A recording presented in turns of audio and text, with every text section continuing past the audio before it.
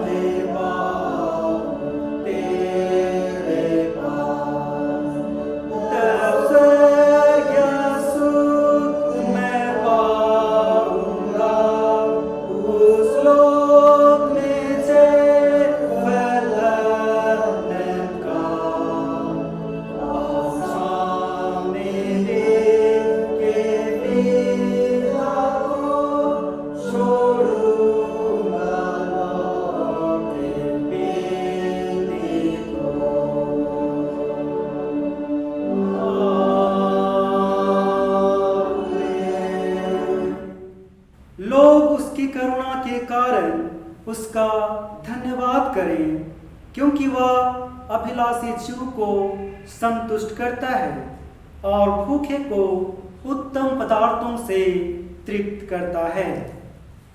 प्रभु यीशु ख्रिस्त का अनुग्रह, परमेश्वर पिता का प्रेम और पवित्र आत्मा की सहभागिता आप सबों के साथ रहे और आपके साथ भी रहे। हम शुद्धता की प्रार्थना एक साथ उच्चारें। शुद्धता की प्रार्थना। हे सर्वशक्तिमान परमेश्वर, तेरे समक्ष सबके हृदय खुले हैं। तू सबके अभिलाषाओं को जानता है और तुझसे कोई भी भेद छिपा नहीं है। अपने पवित्र आत्मा की प्रेरणा से हमारे हृदय के विचारों को शुद्ध कर, ताकि हम तुझसे पूर्ण रूप से प्रेम करें और योग्य पुत्र नाम की स्तुति करें, हमारे प्रभु यीशु ख्रिस्त के द्वारा। आमीन। हम ग्लोरिया को एक साथ गाएंगे। ग्लोरिया हम एक साथ गाएंगे। स्वर्ग में परमेश्वर की महिमा।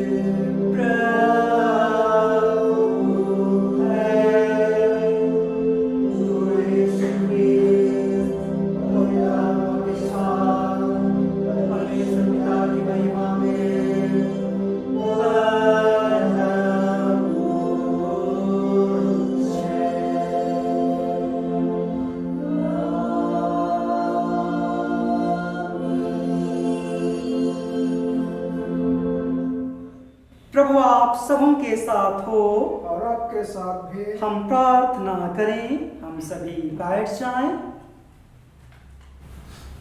हम कलिट प्रार्थना प्रभु के सम्मुख अर्पण करें। हे सर्वशक्तिमान पिता, तूने अपने भले स्वभाव के कारण मनुष्यों की सारी आवश्यकताओं की पूर्ति के लिए प्रचुर मात्रा में व्यवस्था की है। हमें इन दानों को ठीक रीति से एक दूसरे के साथ बांटना सिखा, ताकि इस पृथ्वी के दरिद्र लोग भूख से कभी भी मूर्छित ना हो, परंतु वे भोजन प्राप्त करें और तृप्त होकर तेरे नाम की बड़ाई करें। हमारे प्रभु यीशु ख्रिस्त के द्वारा, जो तेरे पवित्र आत्मा के साथ एक परमेश्वर अब और सदा जीता और राज्य करता है। आमीन। प्रार्थना करें। हे सर्वशक्तिमान परमेश्वर, समस्त दया के पिता, हम तेरे अयोग्य दास तेरी सारी कृपा और प्रीति के लिए जो तूने हमसे और सब मनुष्यों से की है। अति नम्रता के साथ अंतःकरण से धन्यवाद करते हैं। हम अपनी सृष्टि, पालन और इस जीवन की सब अच्छी वस्तुओं के लिए और विशेषता उस अनमोल प्रेम के लिए जिसे तूने हमारे प्रभु यीशु ख्रिस्त के द्वारा जगत को छुड़ा लिया, और अनुग्रह के द्वारों और महिमा की आशा के लिए धन्यवाद करते हैं। और हम तुझसे विनती करते हैं, अपनी सारी दया का ऐसा यथोचित ज्ञान हमें दे कि हम निष्कपट मन से तेरा धन्यवाद करते रहें और तेरी स्तुति केवल मुंह से नहीं पर अपने चाल चलन से भी करें, ऐसा कि अपनी तेरी सेवा में सौंप दें और तेरे सामने पवित्रता और धार्मिकता से जीवन भर चले, उससे हमारे प्रभु यीशु ख्रिस्त के द्वारा, आमीन। आज शिक्षा प्रभुवार है। हम विशेष रूप से अपने डायसिस के अंतर्गत जितने भी धर्म महाविद्यालय हैं, विद्यालय हैं, सभी को अपनी प्रार्थना में स्मरण करें। हे सर्वशक्तिमान परमेश्वर, जिसके धन्य पुत्र ने 12 प्रेरितों को बुलाया और उन्हें स्वर्ग राज्य के रास्तों की विषय शिक्षा दी, हम तो इससे विनय करते हैं कि जो व्यक्ति पवित्र सेवकाई के लिए तैयारी करते हैं और जो उनकी शिक्षा और अगुवाई के लिए नियुक्त किए गए हैं, दोनों को आशीष दे, ताकि तेरे वचन और सार्वजनिकों के सत्य ज्ञान से प्रकाशमान होकर और जीवन की पवित्रता में वृद्धि प्राप्त कर वे नई वाचा के कुशल सेवक बनाए जाएं और तेरी महिमा और तेरे चुने हुए दासों के त्राण को आगे बढ़ाएं, उससे हमारे प्रभु यीशु ख्रिस्त के द्वारा, आमीन। हे सर्वशक्तिमान परमेश्वर, हम विनती करते हैं कि तो हमारे विश्वविद्यालयों, महाविद्यालयों और विद्यालयों पर दया दृष्टि कर, विशेष रूप से इस छोटनागपुर डायसिस के द्वारा से संचालित सभी विश्वविद्यालय, महाविद्यालय, विद्यालयों को तेरे पवित्र हाथों में समर्पित करते हैं, ताकि हमारे बीच में ज्ञान की वृद्धि हो और सारी उत्तम विद्या का प्रसार हो। उनके सब शिक्षकों और छात्रों पर अपने आशीष उंडे और यह वर दे कि दीन मन से तेरी और जो सारे ज्ञान का सोता है सदा ताकते रहें, हमारे प्रभु यीशु ख्रिस्त के द्वारा, आमीन। हे सर्वशक्तिमान परमेश्वर, हमारे स्वर्गवासी पिता, तूने अपने बालकों की शुद्धि और प्रतिपालन का भार अपनी पवित्र कलीसिया को सौंप दिया है। अपनी बुद्धि की ज्योति से शिक्षकों और शिक्षार्थियों की अगुवाई कर, ताकि तेरे सत्य के ज्ञान से आनंदित होकर वे तेरी उपासना और तेरी सेवा अपने जीवन के सब दिन करते रहें, उससे हमारे प्रभु यीशु ख्रिस्त के द्वारा, आमीन। प्रार्थना करें। हे परमेश्वर, तूने सब जाति के मनुष्यों को एक ही लोग सारे पृथ्वी पर वास करने के लिए उत्पन्न किया, अपने धन्य पुत्र को इसलिए भेजा जो दूर हैं और जो निकट हैं, दोनों को मेल का प्रचार करे। यह वर दे इस देश के सब लोग टिटोर कर पाएं, और हे स्वर्गीय पिता, उस प्रतिज्ञा को शीघ्र पूरा कर जो तूने की है कि मैं सारे मनुष्यों पर अपना आत्मा उड़ेलूंगा, हमारे त्राता यीशु ख्रिस्त के द्वारा, आमीन। मंडली समय बैठ जाए, हम धर्म शास्त्र से परमेश्वर का वचन सुनेंगे।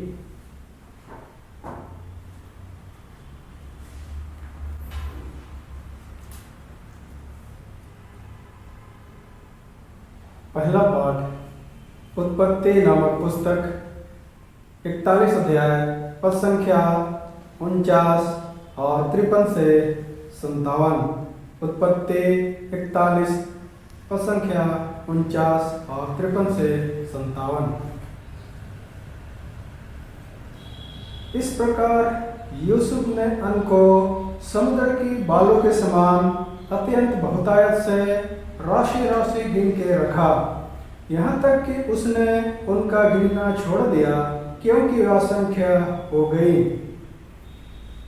मिस्र देश के सुकाल के 7 वर्ष समाप्त हो गए, और यूसुफ के कहने के अनुसार 7 वर्षों के लिए अकाल आरंभ हो गया।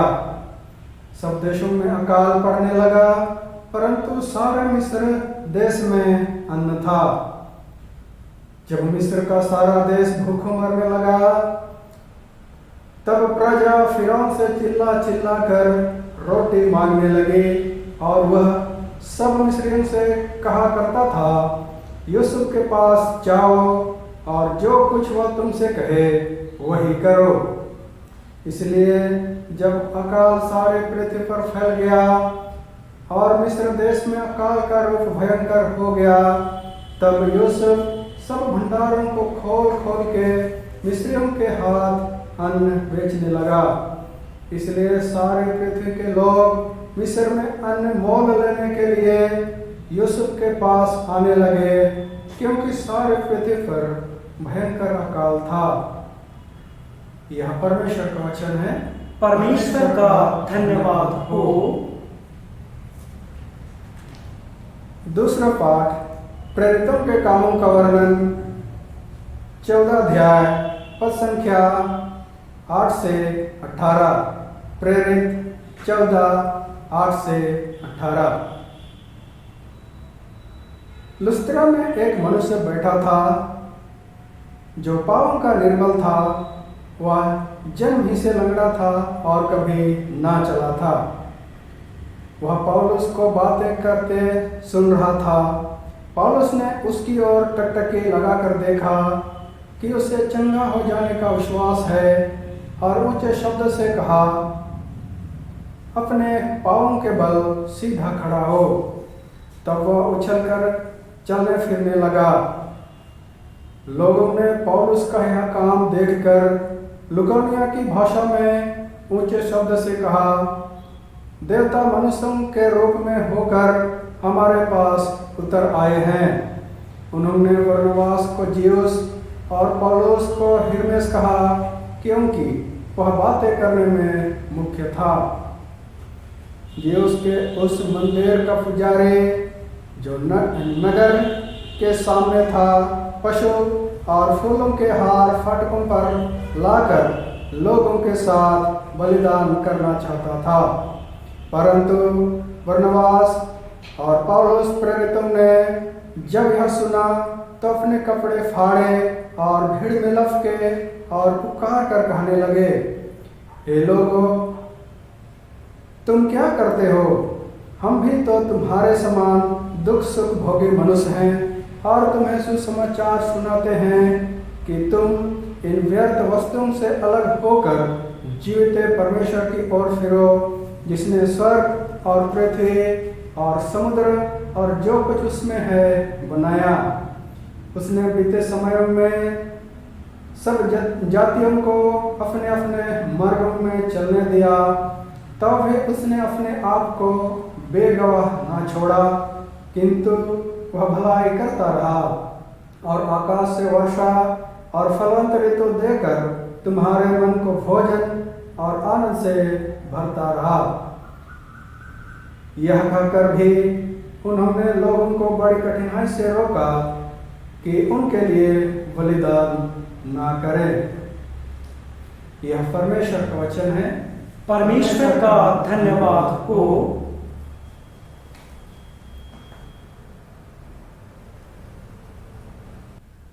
हम इस समय गीत गाएंगे, गीत संख्या 139, हिम नंबर 139। पंथ बता महापरमेश्वर, बाट के भूले पंथी को, मैं बलहीन हूँ तू बलवान है, मार्ग में मेरा साथी हो, स्वर्गीय भोजन दे मुझ मुक्त के भूखे को। गीत संख्या 139, हिम नंबर 139।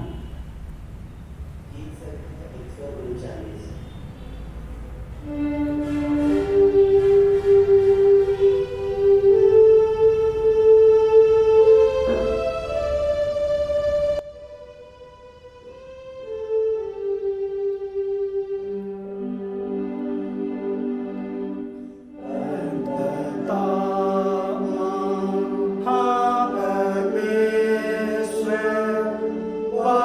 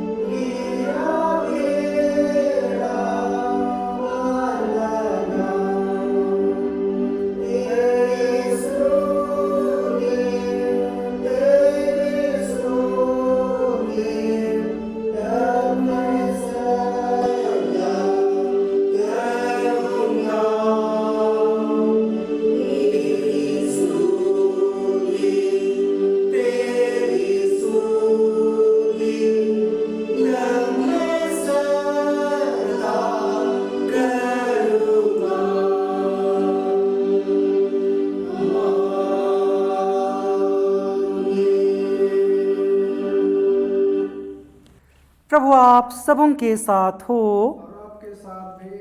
पवित्र सुसमाचार पवित्र मत्ती रचित सुसमाचार और उसके 14वें अध्याय और उसके 13वें पद से पवित्र सुसमाचार आरंभ होता है। हे प्रभु यीशु तेरी महिमा हो। पवित्र मत्ती रचित सुसमाचार और उसके 14वें अध्याय और उसके 13वें पद से आगे। जब यीशु ने यह सुना तो वह नाव पर चढ़कर वहाँ से किसी सुनसान जगह को एकांत में चला गया। लोग यह सुनकर नगर नगर से पैदल ही उसके पीछे हो लिए। यीशु ने निकलकर एक बड़ी भीड़ को देखी और उन पर तरस खाया और उनके बीमारों को चंगा किया। जब सांझ हुई तो उसके चेलों ने उसके पास आकर कहा, यह सुनसान जगह है और देर हो रही है, लोगों को विदा किया जाए कि बस्तियों में जाकर अपने लिए भोजन मोल लें। पर यीशु ने उनसे कहा, उनका जाना आवश्यक नहीं, तुम ही इन्हें खाने को दो। उन्होंने उससे कहा, यह हमारे पास 5 रोटी और 2 मछलियों को छोड़ और कुछ नहीं है। उसने कहा, उनको यहाँ मेरे पास ले आओ। तब उसने लोगों को घास पर बैठने को कहा और उन 5 रोटियाँ और 2 मछलियों को लिया और स्वर्ग की ओर देखकर धन्यवाद किया और रोटियाँ तोड़ तोड़ कर चेलों को दीं और चेलों ने लोगों को। जब सब खाकर तृप्त हो गए तो चेलों ने बचे हुए टुकड़ों से भरी हुई 12 टोकरियाँ उठाई और खाने वाले स्त्रियों और बालकों को छोड़कर 5000 पुरुषों के लगभग थे। या प्रभु यीशु ख्रिस्त का सुसमाचार है। हे प्रभु यीशु तेरी स्तुति हो।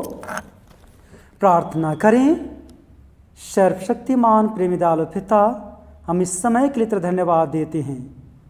तूने अपने वचन को पढ़ने और सुनने का अवसर हम एक एक को प्रदान किया और निश्चय इस समय तो हम एक एक से अपने वचन के द्वारा से बातचीत करना चाहता है। प्रेमी पिता, हम तुझसे प्रार्थना करते हैं कि हम एक एक के साथ अपने वचन के द्वारा से बातचीत कर और हम एक एक को सिखा कि हम तेरे प्रेम को पहचान सकें और उस प्रेम को दूसरों तक हम पहुंचा सकें। हम सभी तेरे पवित्र हाथों में सौंपे जाते हैं। हमारी सहायता कर, अगुवाई कर, हमारे प्रभु यीशु ख्रिस्त के द्वारा, आमीन। हम सभी बैठ जाएंगे। ख्रिस्त में मेरे प्रियो, हम परमेश्वर पिता को धन्यवाद दें कि परमेश्वर निरंतर अपने वचन के द्वारा से हम एक एक से बातचीत करता है और हम एक एक को बहुत सुंदर तरीके से हमारे कर्तव्यों के प्रति, हमारे जिम्मेवारियों के प्रति और हर एक बातों के विषय में सिखाता है कि हम कैसे सच्चे अर्थों में ख्रिस्त यीशु के आदर्शों को अपने जीवन में जी सकते हैं। और आज के दिन में भी प्रभु अपने वचन के द्वारा से हमें इन्हीं सब बातों को सिखाना चाहता है और इस कारण हम इस समय परमेश्वर के वचन से बातचीत करें और परमेश्वर के वचन से सीखने का प्रयास करें। मेरे प्रियो, यदि आपने आज के जो वचन हमारे सामने पढ़े गए, चाहे वह उत्पत्ति की पुस्तक से पढ़ी गई, चाहे वह प्रेरितों के कामों की पुस्तकों से पढ़ा गया और शुभ समाचार से जो वचन पढ़ा गया, उन सभी पाठों में एक समानता को हम देखने पाते हैं। तीनों पाठों में पहली समानता यह है कि हर एक पाठ में हमने एक समस्या को देखा और दूसरी समानता यह है कि उन समस्याओं का समाधान हम उन पाठों में पाते हैं। अर्थात पुराने नियम जब हम देखते हैं तो वहाँ उत्पत्ति की पुस्तक में हम देखते हैं कि वहाँ अकाल की समस्या है और उस अकाल की समस्या से किस प्रकार से परमेश्वर ने उनको छुड़ाया, कैसे उनके लिए अकाल से निपटने की व्यवस्था की, इस बात को हमने देखने पाया। प्रेरितों के कामों के वर्णन को जब हम पढ़ रहे थे तो उनमें हमने वहाँ पर वह देखा कि लुस्त्रा में एक मनुष्य था जो जन्म से लंगड़ा था और वह दुर्बल था, वह उसकी समस्या थी और वह चल फिर नहीं सकता था, लेकिन उस दुर्बलता से उसको छुटकारा प्राप्त हुआ और उसका समस्या का समाधान हुआ और वह चलने फिरने लगा। सुसमाचार में हमने सुना कि वहाँ एक बड़ी भीड़ है और उस बड़ी भीड़ को देख कर कि यीशु तरस से भर जाते हैं और उनकी जो समस्या, भोजन की समस्या थी, उस समस्या का समाधान करते हैं। अर्थात एक और समस्या को हम देखते हैं और उस समस्या के समाधान को हम आज के वचनों में देखने पाते हैं। और हर एक समस्या का समाधान परमेश्वर बहुत सुव्यवस्थित ढंग से करते हैं। तो आज भी संसार में हम देखेंगे तो आज बहुत सारी समस्याओं का हम सामना कर रहे हैं और उन समस्याओं का सामना करने के लिए, समाधान करने के लिए परमेश्वर हम एक एक को इस्तेमाल करना चाहता है। वह हमारी सहायता को चाहता है कि हम उन समस्याओं का समाधान करें।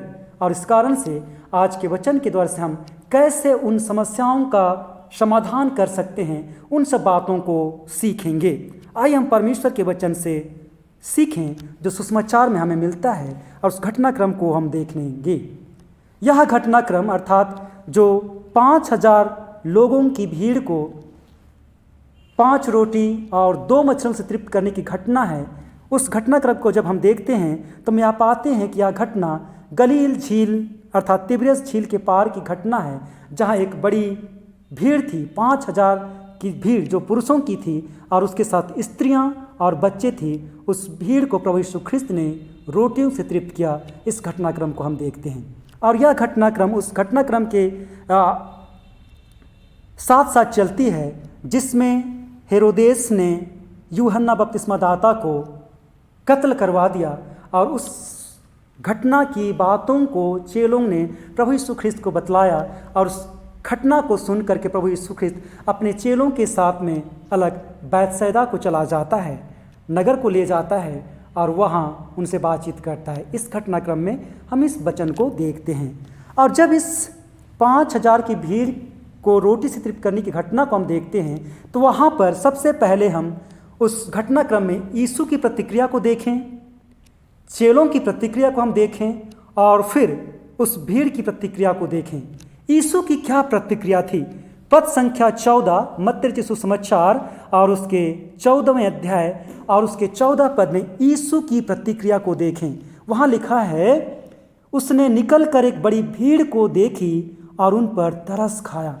यीशु तरस से उस भीड़ को देख करके तरस से भर जाता है।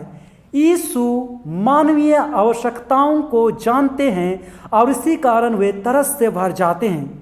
ख्रिस्त में प्रियो, यदि हमारे जीवन में तरस नहीं है, यदि हमारे अंदर संवेदना नहीं है, तो हम एक एक का मसीही होना व्यर्थ है। औरों की पीड़ा, दुख और उनकी आवश्यकताओं को समझना, महसूस करना और उन आवश्यकताओं को पूरा करना ही एक सच्चा मसीही आदर्श है। और यदि हम ऐसा कर रहे हैं तो निश्चय हम ख्रिस्त को अपने जीवन में जी रहे हैं। यीशु न केवल उस भीड़ पर तरस खाया परंतु उस भीड़ को उसने रोटी से तृप्त किया। क्या आज हम आवश्यकता में पड़े हुए लोगों की शुद्धि लेते हैं? क्या हमारे जीवन में उनके प्रति तरस भरी है? हमारी दशा क्या है? ये चिंतन करनी है। यीशु की प्रतिक्रिया में हम इस घटना को देखते हैं, इस बातों को हम पाते हैं। दूसरी जो प्रतिक्रिया हम देखते हैं वह चेलों की प्रतिक्रिया हम देखते हैं।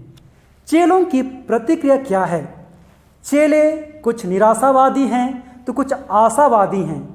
ऐसा नहीं है कि वे उस भीड़ की चिंता नहीं करते हैं, वे उस भीड़ की चिंता करते हैं, फिर भी उस भीड़ को कैसे खिलाएंगे ये उनके लिए एक बड़ी चुनौती है और इसी कारण से वे निराशावादी भी हैं।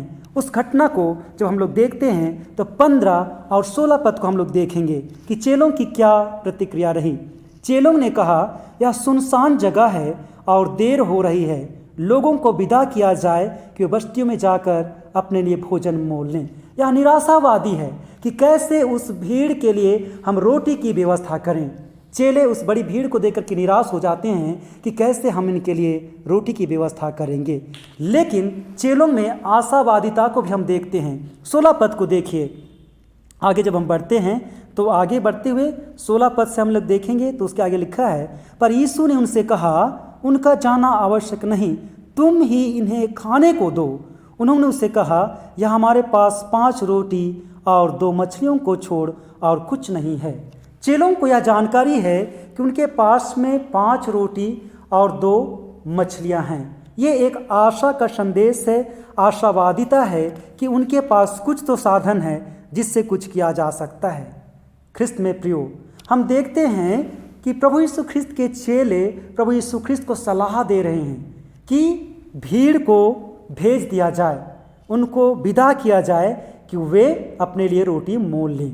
आज भी कलीसिया में, समाज में, लोगों के बीच में सलाह देने वालों की कोई कमी नहीं है। हर कोई सलाह देना चाहता है कि ऐसा करना चाहिए, वैसा करना चाहिए, लेकिन कार्य रूप में उस सलाह को स्वयं भी अमल नहीं करते हैं। हो सकता है हमारी दशा भी ऐसी है कि हम आज दूसरों को सलाह देते हैं, लेकिन उस सलाह के अनुसार हम अपने जीवन को यापन नहीं कर रहे हैं। तीसरी प्रतिक्रिया, हम भीड़ की प्रतिक्रिया देखते हैं। उस भीड़ की आवश्यकता अलग अलग है। कोई बीमारी से ग्रस्त है, कोई रोटी का भूखा है, कोई किसी की आत्मिक भूख है, और हर एक के पास अलग अलग समस्याएं हैं। उन समस्याओं की समाधान के लिए वे यीशु के पास आते हैं। उनको दृढ़ निश्चयता है, विश्वास है कि प्रभु उनकी समस्याओं का समाधान करेंगे, उनसे वे उनको छुटकारा प्रदान करेंगे। आज भी कलीसिया में, समाज में, परिवार में, व्यक्तिगत जीवन में आज अनेक समस्याएं हैं, और जिस समस्याओं से हम जूझ रहे हैं, जिनका हम सामना कर रहे हैं, और हम सभी अगुओं की ओर आशा भरी दृष्टि से देखते हैं कि अगुए हमें उचित सलाह देंगे, उचित परामर्श देंगे, और उसके द्वारा हम अपनी समस्याओं का समाधान कर पाएंगे। लेकिन क्या आज हमारे अगुए इस योग्य कार्य कर रहे हैं कि वे लोगों की समस्याओं का समाधान कर पा रहे हैं? क्या आज हमारे अगुए हमारी समस्याओं को देखने पाते हैं? क्या हमारे अगुए आज हमारी समस्याओं को सुनते हैं? क्या है उनकी प्रतिक्रिया? हम इन सब बातों को देखने का प्रयास करें, और इन सब बातों के द्वारा से यीशु हम एक को आज सिखाना चाहते हैं, बताना चाहते हैं कि हमारा जीवन किस प्रकार का होना चाहिए।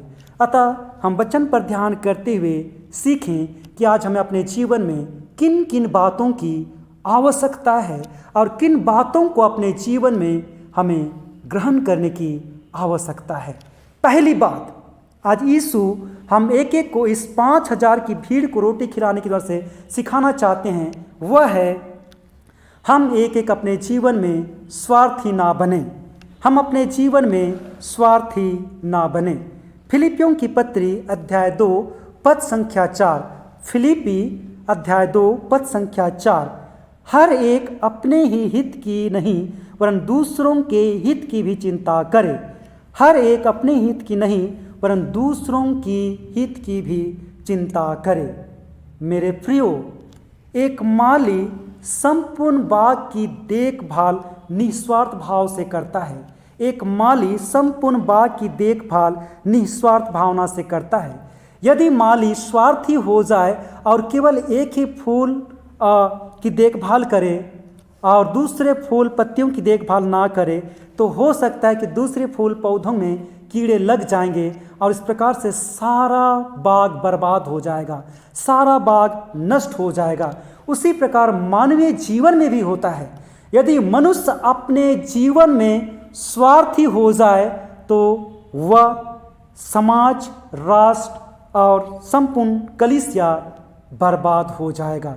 इसी कारण से प्रभु चाहते हैं कि हम स्वार्थी ना बने, अर्थात हम अपने जीवन में दूसरों की हित की चिंता करें। उस भीड़ में एक बच्चे, यदि हम इस घटनाक्रम को जिससे हम चारों सुसमाचार में पाते हैं अलग अलग अध्ययन करेंगे, तो हम पाएंगे कि एक छोटा बच्चा था जिसके पास में वो 5 रोटी और 2 मछलियाँ थी। उस बच्चे के समान हम दूसरों की हित की चिंता करें और अपने पास जो कुछ है उसको प्रभु के पास में ले करके आएँ। तो हम स्वार्थी ना बने, हम दूसरों की हित की चिंता करें। ये पहली बात यीशु आज हमें सिखाना चाहता है। दूसरी बात, यीशु हमें को इस बात के लिए सिखाता है कि हम यीशु की सामर्थ पर भरोसा रखें। दूसरी बात, हम यीशु की सामर्थ पर भरोसा रखें। फिलिपियों के नाम पत्री और उसके 4 अध्याय 19 पद में प्रभु का वचन लिखा है। फिलिपी अध्याय 4 पद संख्या 19, मेरा परमेश्वर भी अपने उस धन के अनुसार जो महिमा सहित मसीह यीशु में है तुम्हारी हर एक घटी को पूरी करेगा। यीशु एक अच्छा व्यवस्थापक है, प्रबंधक है। कब, कैसे और क्या करना है जानता है। हमें यीशु की आज्ञाओं का पालन करना है। जो हमारे पास है उसे यीशु के पास लाना है। उस छोटे बच्चे के समान हमें अपना सब कुछ यीशु के पास लेकर के आना है। हमें उसे यीशु को देना है, तब यीशु उसे आशीषित करेंगे और वह बढ़ता चला जाएगा। हमारे पास जो धन संपत्ति है, हमारे पास जो बाल बच्चे हैं, हर एक चीज़ जो हमारे पास है, बुद्धि ज्ञान समझ, सबको प्रभु के पास लेकर के आना है और तब प्रभु उनको आशीषित करेगा। परंतु हम अपने जीवन में ऐसा नहीं कर पाते हैं और इसी कारण से हम घटियों का रोना रोते रहते हैं। प्रभु की सामर्थ को हम स्मरण करें। वहाँ एक बड़ी भीड़ थी जिसको हमने पढ़ा है और सुना है। लिखा है 21 पद में, और खाने वाले स्त्रियों और बालकों को छोड़ 5000 पुरुषों के लगभग थे और वे सभी स्त्री पुरुष तृप्त हुए और उसके बाद 12 टोकरियां बच गई। कितना बड़ा सामर्थ प्रभु के हाथों में है। हमें उसके सामर्थ पर आज विश्वास करने की आवश्यकता है और तब हमारे जीवन की सब घटियां पूर्ण होती चली जाएंगी। तीसरी बात, हम अपने कर्तव्यों का पालन करें। हम अपने कर्तव्यों का पालन करें।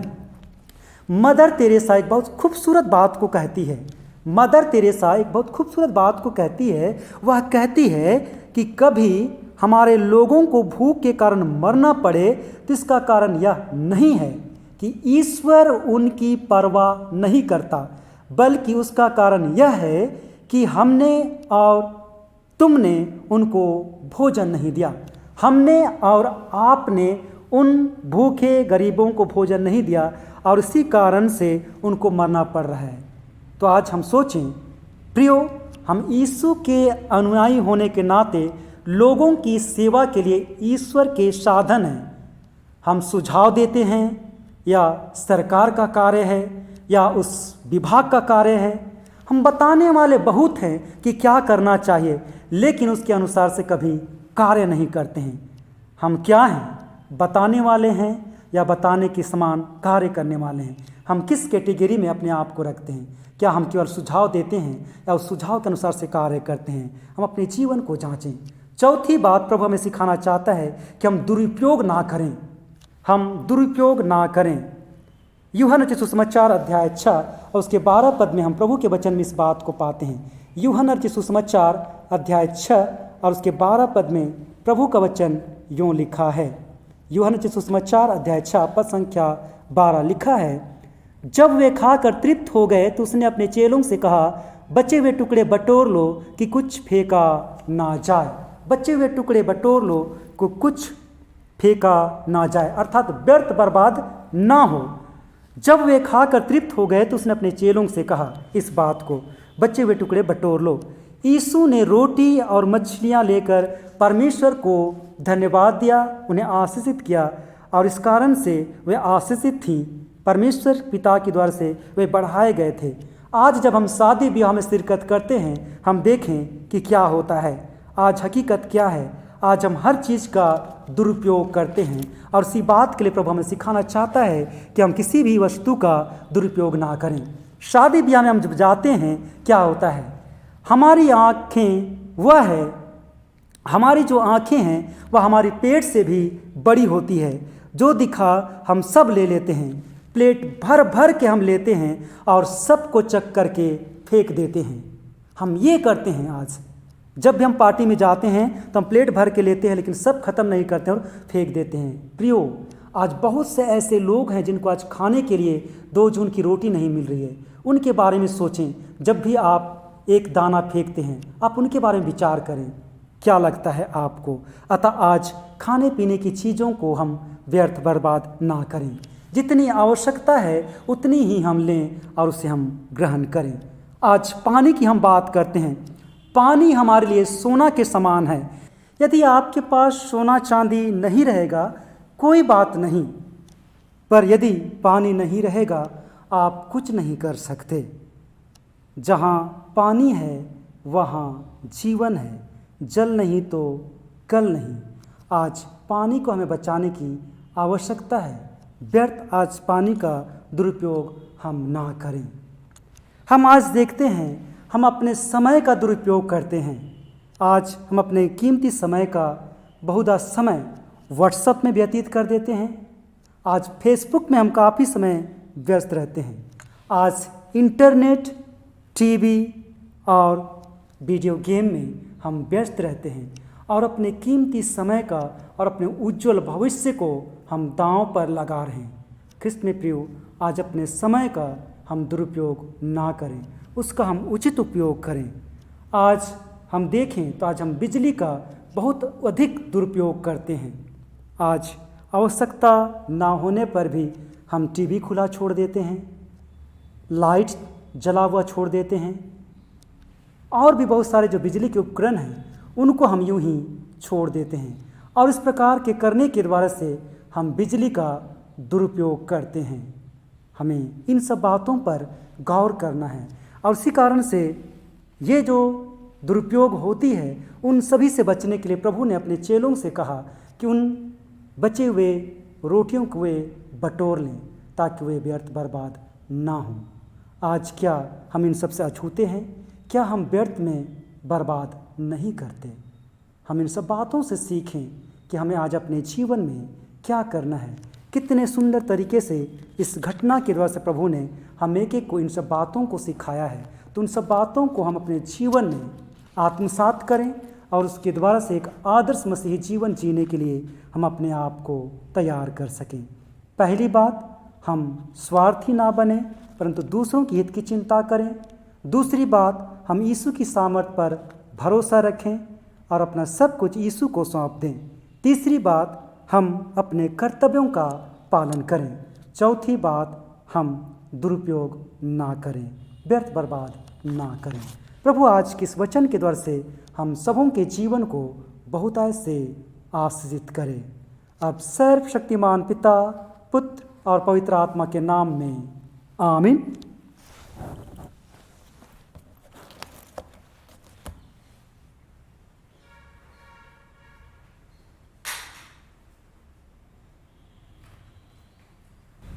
हम सभी इस समय खड़े हो जाएं और अपने विश्वास की घोषणा नीकिया के विश्वास वचन द्वारा एक साथ अंगीकार करें। नीकिया का विश्वास वचन। हम एक परमेश्वर सर्वशक्तिमान पिता पर विश्वास करते हैं। वह स्वर्ग और पृथ्वी का और समस्त आदि वस्तु का करता है। हम एक प्रभु ख्रीस्त पर विश्वास करते हैं।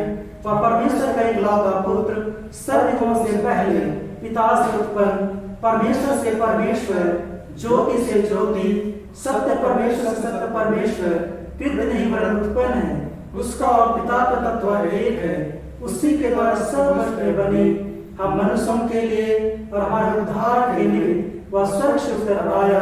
पवित्र आत्मा के सामर्थ से वह पवित्र मरियम से जन्मा और मनुष्य बना।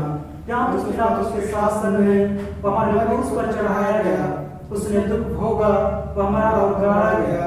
पवित्र शास्त्र कथन के अनुसार वह तीसरे दिन जी उठा। वह स्वर्ग पर चढ़ गया और पिता के दाहिने ओर विराजमान है। वह जीवितों और मृतकों का न्याय करने के लिए महिमा के साथ फिर आएगा और उसके राज्य का कभी अंत न होगा। हम पवित्र आत्मा पर विश्वास करते हैं। वह प्रभु और जीवनदाता है। वह पिता और पुत्र से निकलता है। पिता और पुत्र के साथ उसकी आराधना की जाती है। वह नबियों के द्वारा बोला। हम एक पवित्र सर्वलौकिक कलीसिया पर विश्वास करते हैं। हम पापों की क्षमा के लिए एक बपतिस्मा को मानते हैं। हम मृतकों के उत्थान के और आने वाले के जीवन की प्रतीक्षा करते हैं। आमीन। अब हम समस्त मानव जाति के लिए प्रार्थना करें और अपनी प्रार्थनाओं को प्रभु यीशु ख्रिस्त के निरंतर निवेदन के साथ साथ अर्पित करें। हम प्रार्थना करें।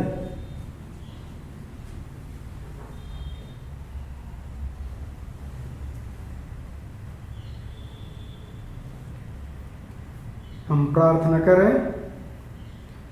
हे पिता, हम प्रार्थना करते हैं कि समस्त संसार में न्याय और शांति स्थापित हो और प्रत्येक व्यक्ति भरपूर जीवन प्राप्त करे। हे दयावान प्रभु, हमारी प्रार्थना सुन। उन सब लोगों के लिए जो इस नगर वाले गांव में रहते हैं, उन सब बातों को दूर करने के लिए जिनसे आपस में फूट और झगड़े होते हैं, और हमारे देश में सचेतता की बढ़ती के लिए। हे दयावान प्रभु, हमारी प्रार्थना सुन। उन सब लोगों के लिए जो कृषि उद्योग अथवा व्यापार में लगे हुए हैं, सब मजदूरों और कारीगरों के लिए, और उन सब के लिए जो अपनी सेवा से हमारी आवश्यकताओं की पूर्ति करते हैं।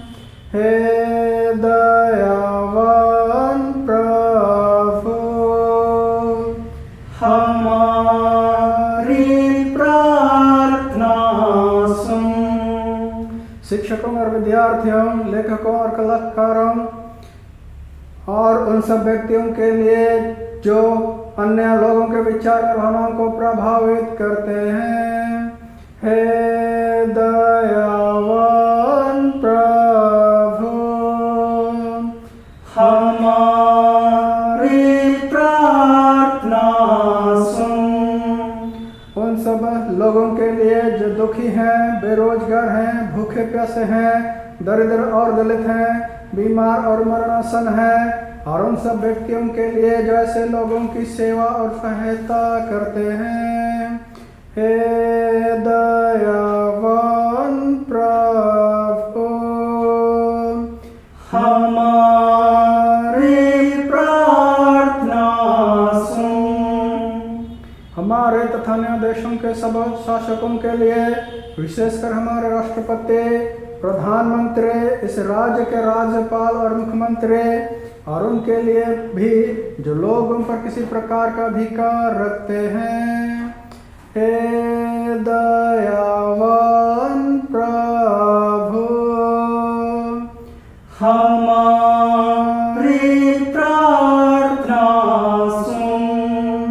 संपूर्ण मसीही समाज की एकता और मेल मिलाप के लिए, और समस्त संसार में उनकी गवाही और सेवा कार्य के लिए। हे दयावान प्रभु, हमारी प्रार्थना सुन। भारत में तेरे समस्त कलीसिया के लिए, उसके परिषद में रगों, विशेषकर हमारे बिशप, हमारे पुरोहितगण और तेरे कलीसिया के सब अन्य धर्म सेवकों के लिए, कि वे सच्चाई और लगन से तेरी सेवा करें। हे दयावान प्रभु, हमारी प्रार्थना सुन। यह वरदय कि तेरे उन सब भक्तों के साथ जिन्होंने अपने जीवन में तेरे निष्ठापूर्वक सेवा की है, हम भी तेरे राज्य के नित्य आनंद में संभागी हो सके।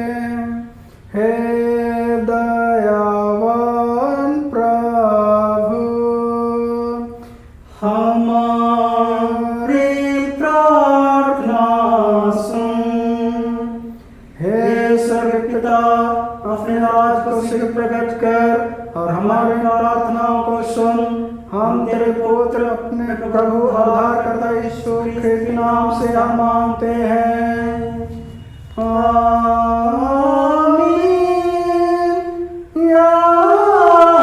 आमीन, आमीन।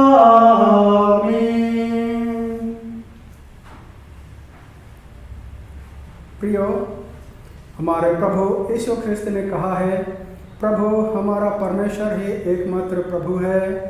तो प्रभु अपने परमेश्वर को संपूर्ण मन, संपूर्ण प्राण और संपूर्ण बुद्धि और संपूर्ण शक्ति से प्रेम कर, यह पहली आज्ञा है। दूसरी यह है कि अपने पड़ोसी को अपने समान प्रेम कर, इनसे बड़ी और कोई आज्ञा नहीं है। परमेश्वर ने संसार से ऐसा प्रेम रखा कि उसने अपना इकलौता पुत्र यीशु ख्रिस्त दे दिया कि वह हमें पापों से बचाए, स्वर्ग में हमारा निवेदन करता हो और हमें शाश्वत जीवन में पहुंचाए। इसलिए हम पश्चाताप और विश्वास के साथ अपने पापों का अंगीकार करें। हम परमेश्वर की कृपा से उसकी आज्ञाओं का पालन करने का और सब लोगों के साथ मेल मिलाप और प्रेम से रहने का दृढ़ संकल्प करें।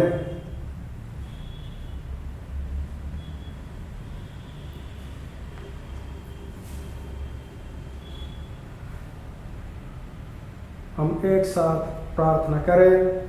हे सर्वशक्तिमान परमेश्वर, हमारे स्वर्गीय पिता, हमने मन वचन और कर्म से तेरे विरुद्ध और दूसरे के विरुद्ध पाप किया है। हमने अपने अज्ञानता के कारण और जानबूझकर बुराई की है और भलाई करने में असफल रहे हैं। इन सब पापों के लिए सचमुच खेदित हैं और अंततः से पश्चाताप करते हैं। तेरे पुत्र यीशु के नाम में प्राण दिए, उसी के कारण आज हम पाप क्षमा कर और निवारण दे कि भविष्य में हमें जीवन पाकर सदा तेरी सेवा करें, ताकि तेरे पवित्र नाम की महिमा हो। आमीन। सर्वशक्तिमान परमेश्वर उन सबको क्षमा करते हैं जो एक दूसरे को क्षमा करते और सच्चा पश्चाताप करते हैं। वह हम पर दया करे, हमारे सब पापों को क्षमा करे और उनसे हमें छुटकारा दे, सब भले कामों में स्थिर और सबल करे और शाश्वत जीवन में बनाए रखे। आमीन। परमेश्वर का धन्यवाद हो।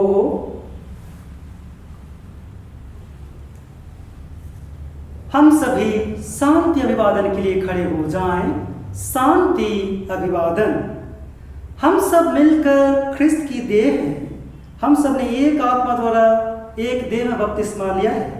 हम ऐसे कार्यों में संलग्न रहें जिनसे शांति मिलती और एक दूसरे का निर्माण होता है। प्रभु की शांति सदा आप सबों के साथ हो और आपके साथ भी रहे।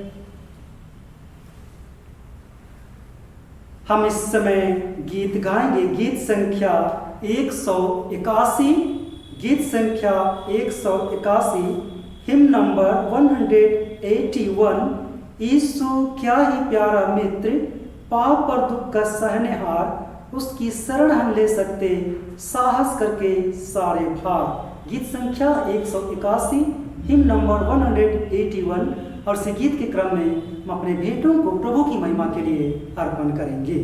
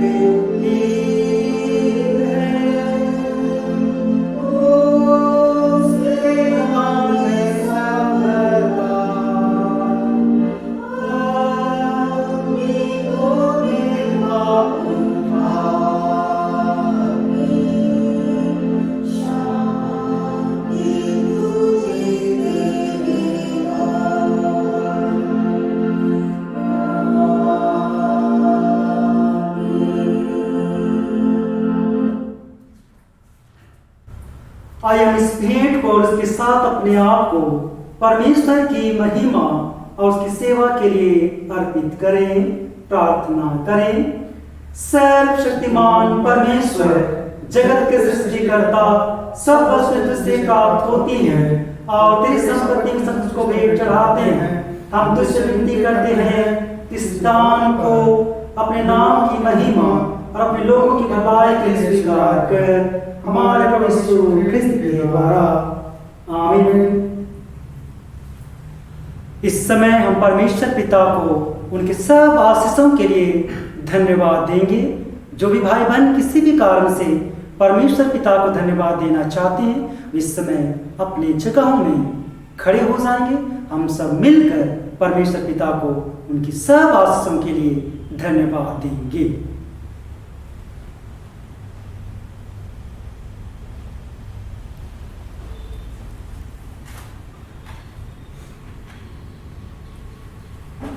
आइए हम सब मिलकर उन सब प्रियों के साथ जो अपने जन्म दिवस को स्मरण कर रहे हैं, जिनको परमेश्वर ने बीमारी की बड़ी जोखिम में से भला चंगा किया, जिन्होंने अपने प्रियों को खोया और भिन्न भिन्न आशीषों को जिन्होंने अपने जीवन में प्राप्त किया है, परमेश्वर पिता को हम धन्यवाद दें।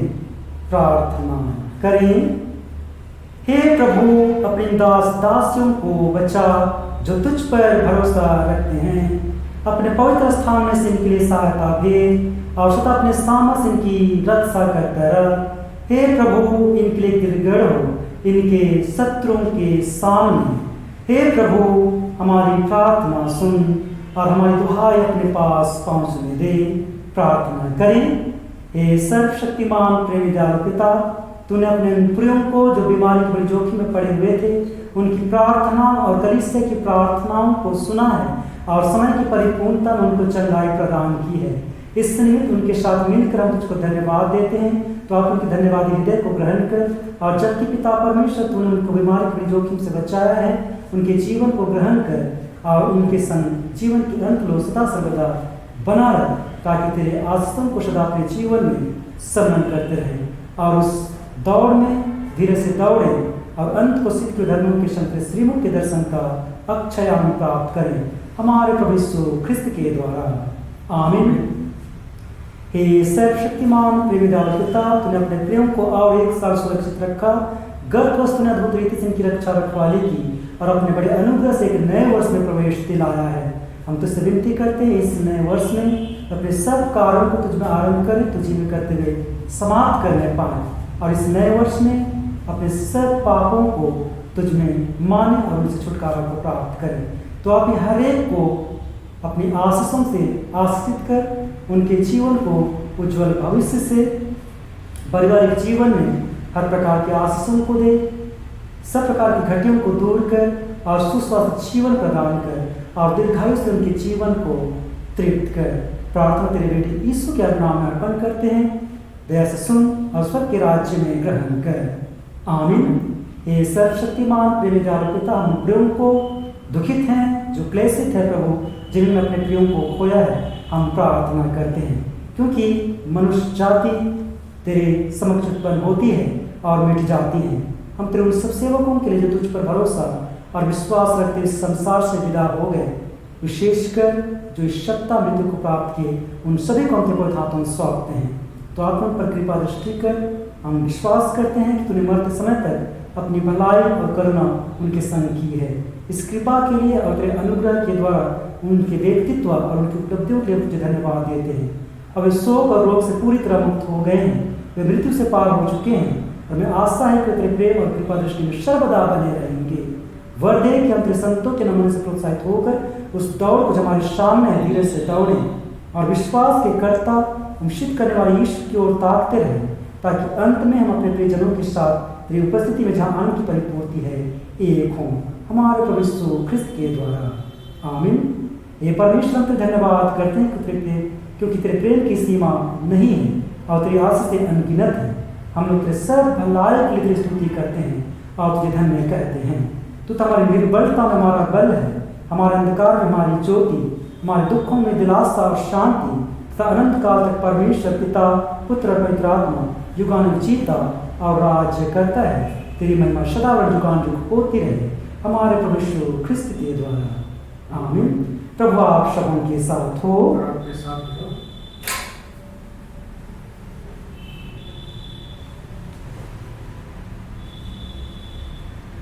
जैसा प्रभु ने हमें सिखाया है, हम एक साथ प्रार्थना करें। प्रभु की प्रार्थना हम एक साथ उच्चारें। हे हमारे पिता, तू जो स्वर्ग में है, तेरा नाम पवित्र माना जाए, तेरा राज्य आए, तेरी इच्छा जैसे स्वर्ग में पूर्ण होती है वैसे पृथ्वी पर भी हो। हमारा दिन की रोटी आज हमें दे, हमारे अपराधों को क्षमा कर, जैसे हमने अपने अपराधों को क्षमा किया है। वह परीक्षा में ना डाले, परंतु बुराई से बचा, क्योंकि राज्य का महिमा अब सर्वदा तेरी ही है। आमीन।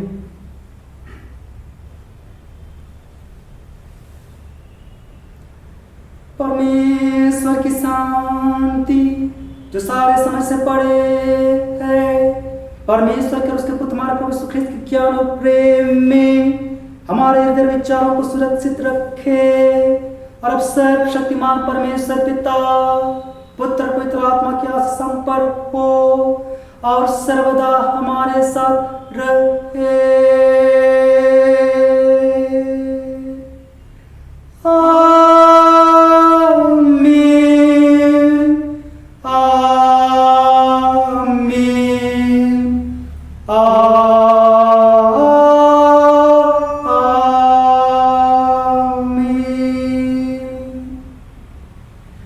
शांत से पूर्ण होकर जाए, प्रभु से प्रेम रखें और उसकी सेवा करें, ख्रिस्त के नाम में।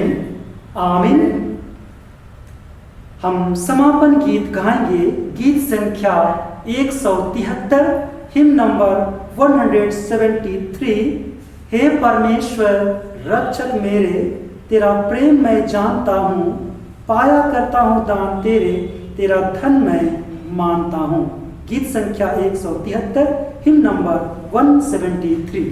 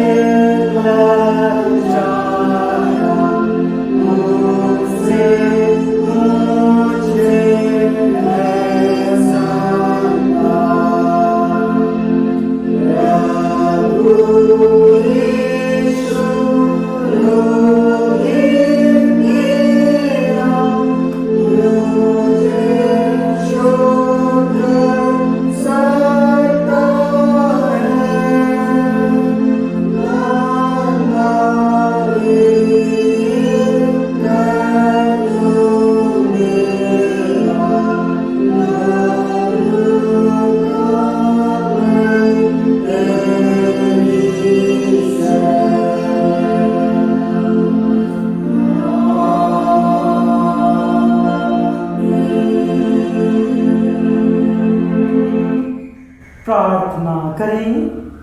हे सर्वशक्तिमान प्रेमदार पिता, तूने अपने अनुग्रह और उपस्थिति से इस समय को पवित्र किया, हमारा मार्गदर्शन किया और तेरी उपस्थिति में होकर हमने आज के इस रविवारी ऑनलाइन आराधना को संपन्न करने पाया है। पिता, हम तुझसे विनती करते हैं कि जो वचन आज के दिन हमने सीखा है उसके अनुसार हम अपने जीवन को जांच सके, परख सके और उन सभी बातों को जिनसे प्रभु ने हमें सिखाया है अपने जीवन में आत्मसात कर सके और सच्चे अर्थों में हम मसीह को अपने जीवन में जीने वाले हो सके और हम प्रत्येक के जीवन से यीशु के आदर्श प्रकट होने पाए। प्रार्थना करते हैं जो कुछ इस आराधना के समय हमें एक से भूल चूक हुई उन सबों को हृदय से क्षमा कर और हमारी अयोग्यताओं पर विचार ना कर, परंतु जब हम यहाँ से विदा होते हैं शांति से पूर्ण होकर के विदा हो और जीवन के सब पक्षों में हम तेरी महिमा और गवाही प्रकट करें हमारे प्रभु यीशु ख्रिस्त के द्वारा, आमीन। प्रभु आप सबों के साथ हो और आपके साथ भी हो। हम प्रभु को धन्य कहें, ईश्वर का धन्यवाद हो, हम कुशल से विदा हों प्रभु के नाम से, आमीन।